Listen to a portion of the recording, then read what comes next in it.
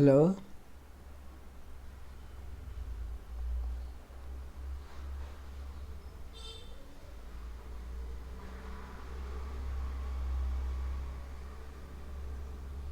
Hello, I am Radhakrishna. My name is Radhakrishna. I am senior lecturer in chemistry at Government Polytechnic, Gadwal. In this class, let us learn about two of the most important atomic properties, that is atomic number and mass number, and how to find out neutrons, how to represent this atomic number and mass number along with atomic symbol, and also let us learn about Bohr's theory and its limitations. Okay. Every atom consists of a different number of protons and equal number of electrons. Atomic number is denoted by Z. This atomic number is most important characteristic property of any given atom. It tells you the number of protons present in the nucleus of a given atom. It also tells about it is numerically equivalent to the number of electrons present in the neutral atom. It is shown as Z subscript X. Z atomic number is written as a subscript to the atomic symbol. Okay. Next, mass number. Mass number is the sum of the neutrons and protons present in the nucleus. It is also called as atomic weight. Mass number is also called as atomic weight. It is denoted by capital A, whereas atomic number is denoted by capital Z. Mass number is denoted by capital A. Mass number is equal to number of protons plus number of neutrons. It is a whole number. Representation of A and Z. As I just mentioned, symbol of atom is written first. As a subscript to the left side, atomic number Z is written, and as a superscript on the right side of the atomic symbol, mass number A is written. Let us see some examples. Okay. Yeah.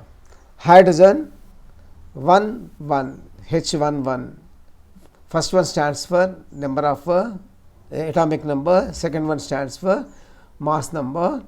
The number of neutrons is 1 minus 1 is equal to 0. In the case of hydrogen, there are no neutrons present in the nucleus of the hydrogen.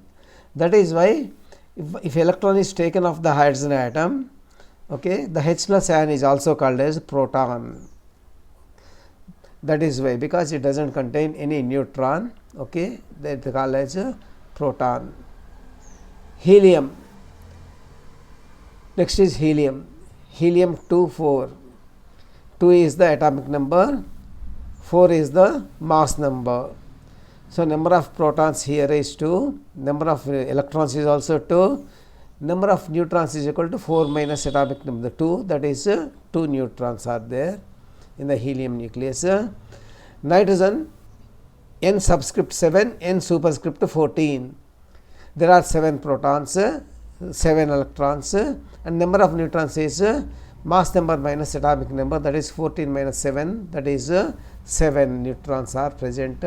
Okay. Likewise, we can say in the sodium there are 11 protons and 23 minus 11 12 neutrons. Likewise, in the aluminum there are 13 protons and 14 neutrons.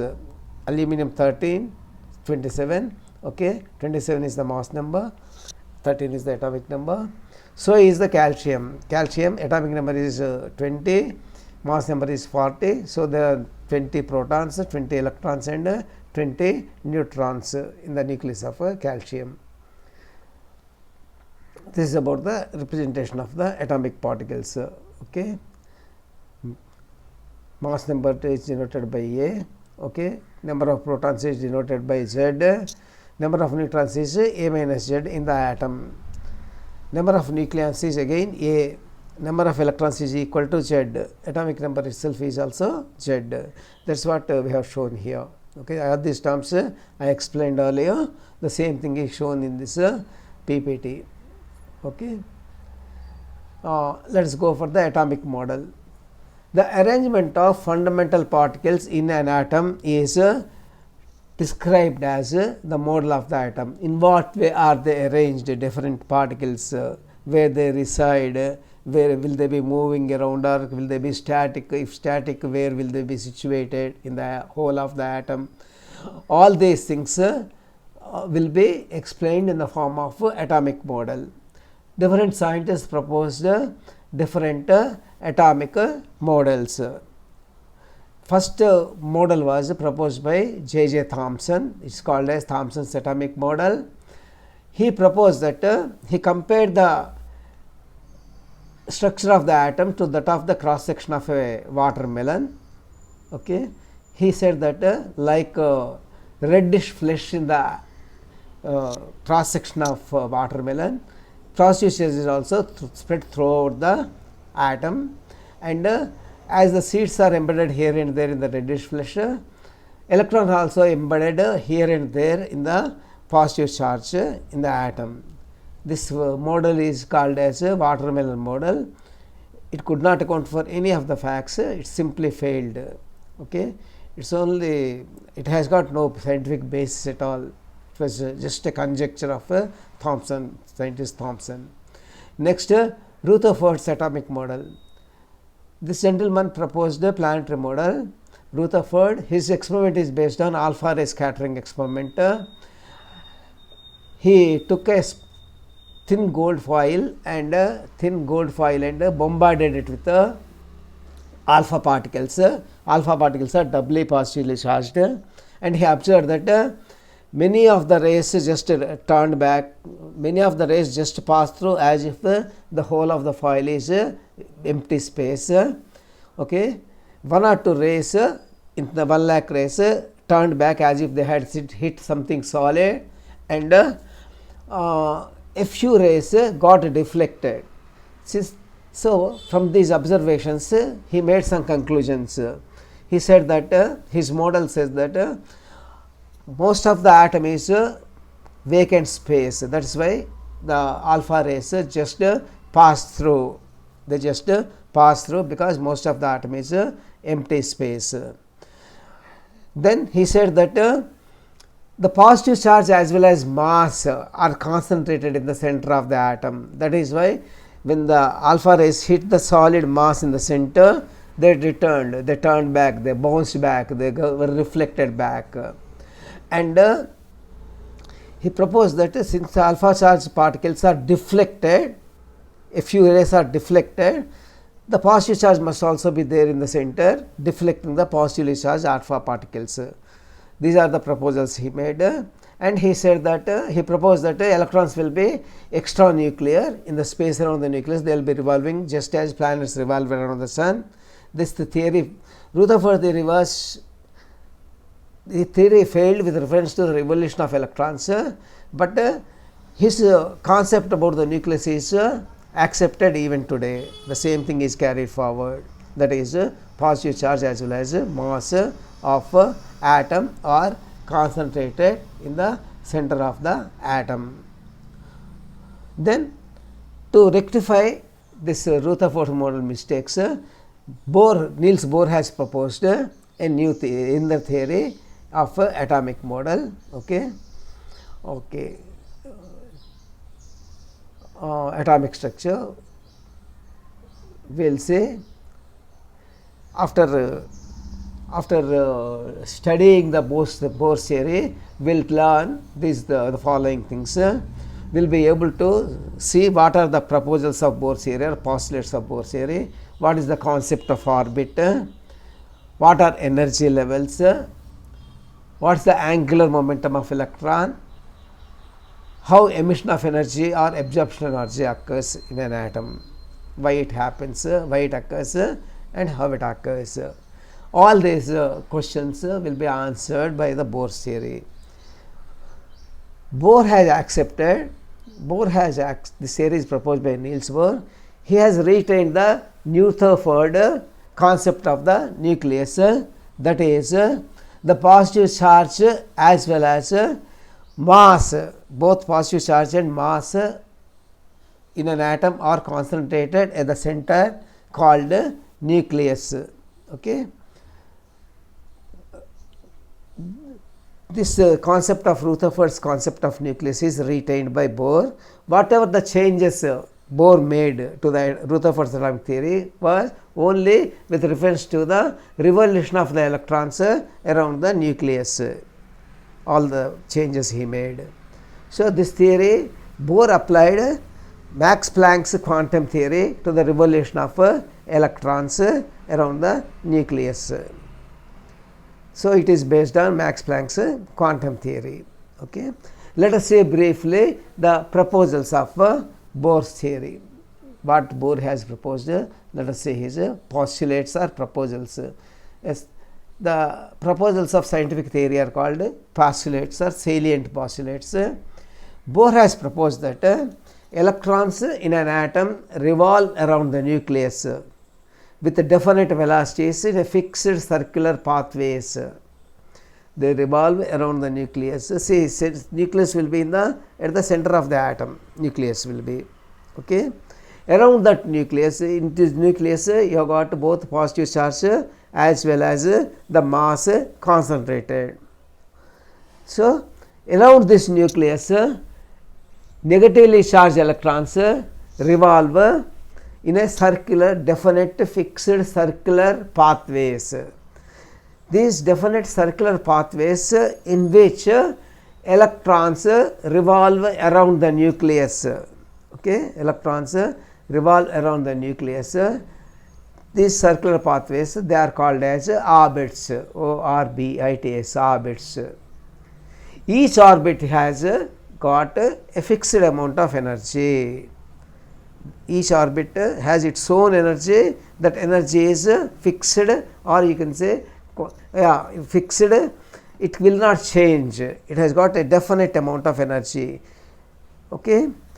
So, also the electrons which are present in a given orbit also will have the fixed amount of energy. They can neither absorb any sort of energy nor can they lose any sort of energy, so long as an electron revolves in a given particular given orbit.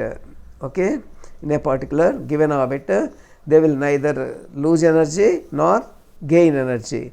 The energy of an orbit is fixed. Since they are fixed and unchanged, the energy is unchanged, these orbits are also called as stationary levels or stationary orbits. Okay. These orbits are also called as main energy levels. They are also called as main energy levels. Okay. So, energy of a given electron remains constant so long as an electron revolves in a given orbit. Its energy remains constant. Okay. It will not change so long as an electron revolves in a given orbit. And when an electron jumps from one orbit to another orbit, it will emit or absorb energy. It will release or absorb energy. Maybe this point requires a bit clarification for you students. What happens is, okay, I will explain. These orbits are denoted by alphabets like K, L, M, N or 1, 2, 3, 4. Okay. So, let us see the diagram. If you see the diagram, I can explain how it happens. See, this is the nucleus. Nucleus is very small. An apt comparison is you take a football field. The entire football court can be compared to that of the size of an atom, and if you place a cricket ball in the center of the football field, that can be compared to, that will be the size of the nucleus at the center. Okay. So, actually atoms themselves are very microscopic, they make up all the matter, but the nucleus of an atom which is present inside is still very small. Its radius is measured in picometers. somewhere in the range of 10 to the power of minus 18 centimeters. Okay. So, around the nucleus you have got circular pathways as you can see in the diagram. Okay. So, these are given the numbers 1, 2, 3, 4, or they are described by alphabets like K, L, M, N. Each orbit has its own amount of energy. Okay. The orbit, first orbit which is nearest to the nucleus has the lowest amount of energy. The next second orbit, which the next higher orbit will have a bit higher amount of energy than the first orbit. The third orbit in turn will have more energy than the second orbit, and second orbit has more energy than the first orbit. So, as the orbits diverge away from the nucleus, their energy content is going on increasing. Okay. So, first energy of first orbit is lower than second orbit, energy of second is lower than the third orbit, and so on and so forth. And we discussed that energy of an orbit is constant, fixed. That is why they are called as stationary orbits. So, also the energy of an electron which is revolving in a given particular orbit is also constant. It will not change unless and until an electron jumps from one orbit to another orbit. Okay.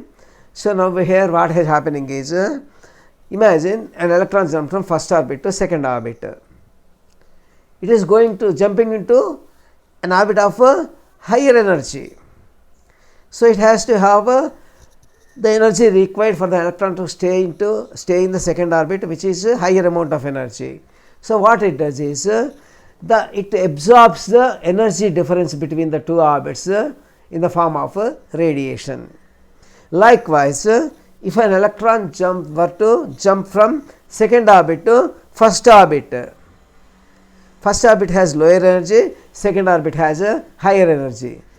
So, if it were to be accommodated in the first orbit, it has to have less amount of energy. What does it? What will it do with the extra amount of energy it already has, since it is hailing from the second orbit? It loses that energy. This gaining of energy or losing of energy in an atom, when an electron jumps from one atom to another, these things will happen. These will happen in the form of radiation. We will see the equation. Okay. First, let us see the structure of the carbon atom. Structure of the carbon atom.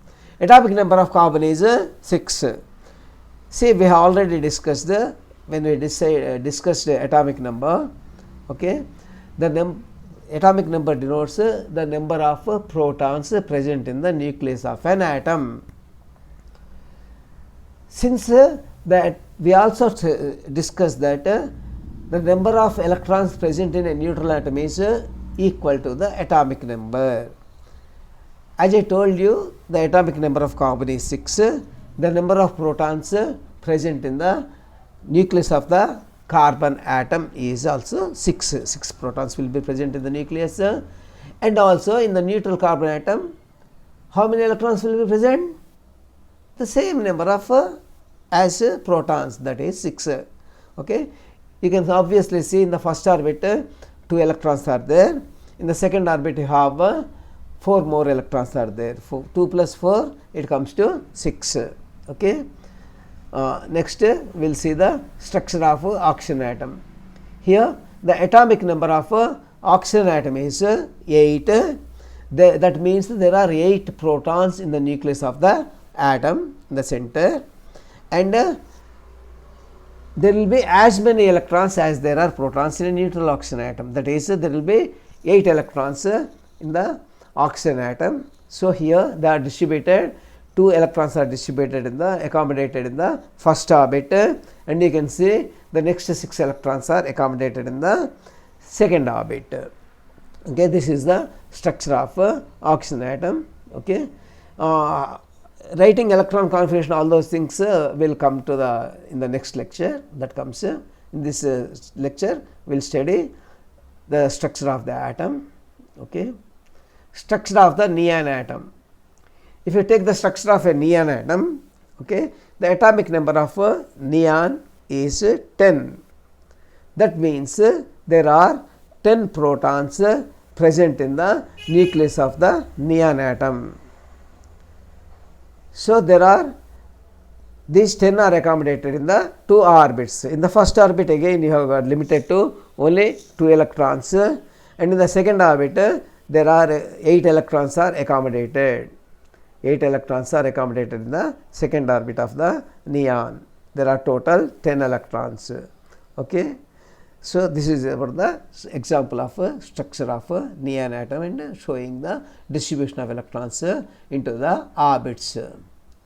Okay. Revolving of electrons in the orbits, you can see here the revolution of electrons in the various orbits. As the orbit distance of the orbit goes away from the nucleus, the energy will also increase. The nearest orbit has lowest energy, the farthest orbit has highest energy. That is how things work out here, okay, in the case in the atomic structure. Okay. This is about the revolution of electrons in the orbit. This diagram depicts. Okay. You can obviously see here. Angular momentum. What is momentum? Momentum is any body in movement will have momentum. Any body. Okay. Momentum is defined as a product of mass and velocity. Any body moving in a straight line will have a definite amount of mass moving with a definite fixed quantity of velocity. Okay. It will have a momentum of mv, mass, product of mass and velocity, its momentum is. But here, as we have seen earlier in the Bohr's theory, here in the Bohr's theory, the electron is revolving in a circular path around the nucleus. These circular paths are called, we describe them as orbits. Okay. So, the momentum here, momentum of electron which is revolving in a circular path is called as angular momentum. It is called as angular momentum. The angular momentum of electron revolving in a orbit is equal to integral multiples of h by 2 pi, a quantity called, this angular momentum is integral multiples of a quantity called h by 2 pi. In other words, we can mathematically show that angular momentum of electron mvr, that is angular momentum, is equal to nh by 2 pi. Here n is the integer. Okay. So, angular momentum is given by formula, angular momentum of electron is given by formula, mvr is equal to nh by 2 pi, where m is the mass of the electron, v is the velocity of electron, r is the radius of the orbit, n is integer like 1, 2, 3, 4, integers like 1, 2, 3, 4, h is the Planck's constant. Bohr claims that angular momentum of electron is quantized. That means it can have only a fixed value and discrete value. Whenever it is present in a given orbit, it will have a fixed value or definite discrete value. It cannot have continuous values, only fixed discrete values. This quantization of angular momentum comes directly from the application of Max Planck's quantum theory. Okay. So, it will have angular momentum of electron is quantized, means it can have, whenever an electron is present in a given orbit, it will have a definite amount of, definite or fixed amount of angular momentum. Okay. That quantity is fixed. Energy, let us go for next, let us discuss the energy of the electron. As I mentioned to you, the energy of the electron will not change so long as an electron is revolving in a given orbit. So long as an electron is revolving in a given orbit, its energy will not change. Okay. It's an it is constant, it is fixed. As long as an electron is present in a given orbit, its energy is fixed. Okay? But energy of an electron changes when it moves from one energy level to another energy level, and its energy changes correspondingly. For instance, energy is released when electron jumps from higher orbit to the lower orbit. The difference between their the energies of these two orbits will be released in the form of radiation. Okay? Likewise, energy is absorbed when an electron jumps from lower orbit to a higher orbit. Okay? This absorption of energy or emission of energy, they are in the form of radiation. Absorption or emission are in the form of radiation. Mathematically, you can say that energy released or absorbed will be in the form of a certain frequency. Delta E2 minus E1 is equal to delta E is equal to h nu, where E1 is energy of the first orbit, E2 is the energy of the second orbit. E1 is energy of first orbit, E2 is the energy of the second orbit. Delta E is the difference in the energy. Actually, energy is always directly proportional to the frequency. The higher is the frequency, the more will be the energy. The lower is the frequency, the lesser will be the energy. Since here you have delta E is equal to h nu, h is a Planck's constant. So, this constant is frequency is multiplied by this Planck constant to give you equality. Okay. So, this equation gives us the difference, the relation between the energy released or energy absorbed when an electron jumps from higher energy to lower energy. Okay. To summarize, so far what have we done? We have discussed so far various postulates in the Bohr's theory. We have seen various postulates of Bohr's theory. What are the postulates? Bohr proposed that electrons revolve around the nucleus in certain definite fixed circular pathways. These pathways he called them as orbits. Each orbit has a fixed amount of energy. They are also called as stationary.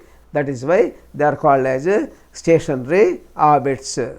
Electrons revolve in these orbits.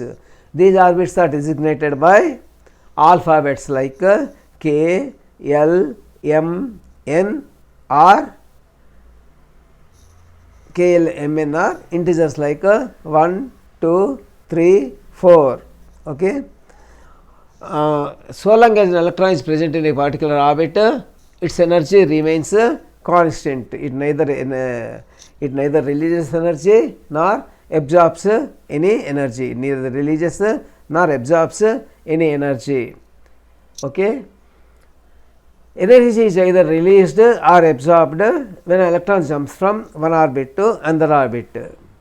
These orbits are also called as energy levels. So, when an electron jumps from one definitely marked energy level to another definitely marked energy level, the difference in the energy is either absorbed or released.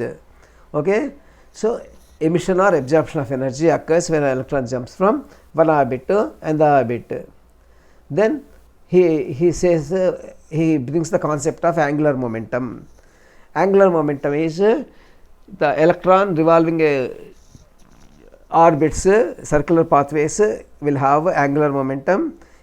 MVR is equal to NH by 2 pi. We have seen that defines MVR is the angular momentum of electron.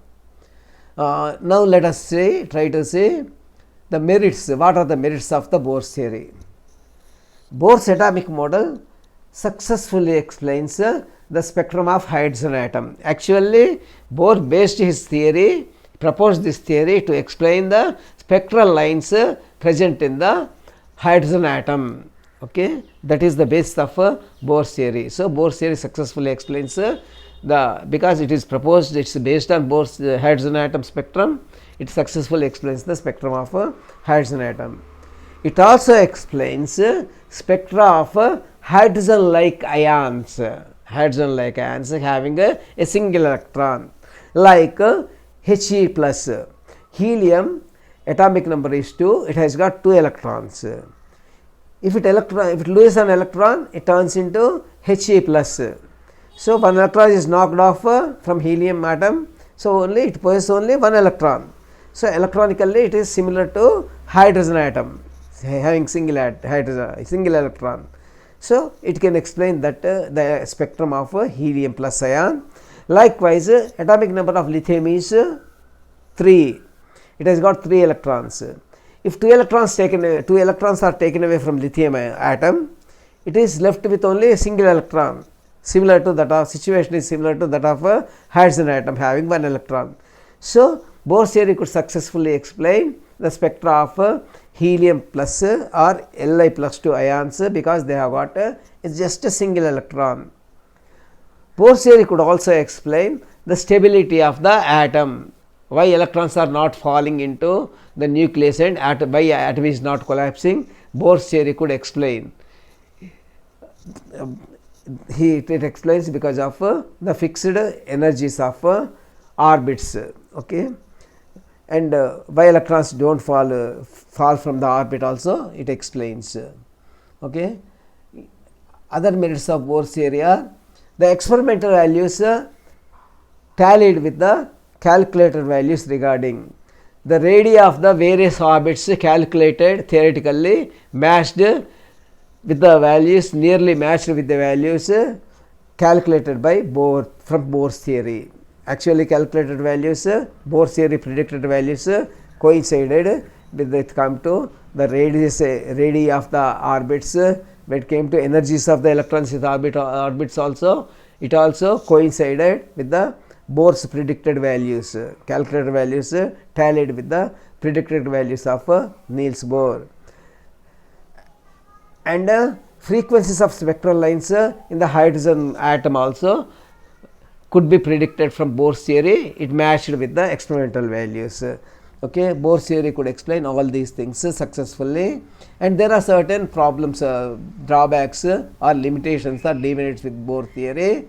They are Bohr's theory could not explain or failed to explain spectra of multi-electron atoms. So far all the atoms, hydrogen, lithium plus, Li2 plus, all have only a single electron. Bohr's theory could successfully explain the spectra of these atoms, whereas it could not explain the spectra of multi-electron atoms.